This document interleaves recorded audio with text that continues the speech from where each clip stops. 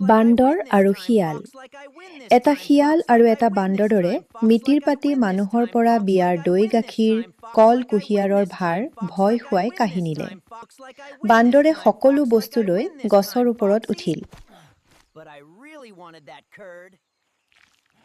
গছৰ ওপৰৰ পৰা বান্দৰে নিজে সকলো বস্তু খাই শিয়ালক কেৱল কলৰ বাকলি আৰু উকাচুঙা পেলাই দিলে। শিয়ালে প্ৰতিশোধ ল'বলৈ এদিন এটা বৰলৰ বাঁহৰ ওচৰত ৰজাৰ ডবা ৰখি আছো বুলি ভাও ধৰিলে। বান্দৰে ডবা বজাবলৈ খোজাত শিয়ালে বাধা দিয়াৰ ভাও ধৰি আঁতৰি গ'ল আৰু বান্দৰে ডবাত চপৰিওৱাৰ লগে লগে বৰলে কামুৰি তাক জুৰুলা কৰিলে। আন এদিন শিয়ালে ৰজাৰ কুঁহিয়াৰ ৰখি আছো বুলি এডৰা বনৰীয়া কচুৰ ওচৰত থাকিল। লোভীয়া বান্দৰে কুঁহিয়াৰ বুলি কচু খাই মুখত খজুৱতি আৰু ঘাঁ কৰিলে।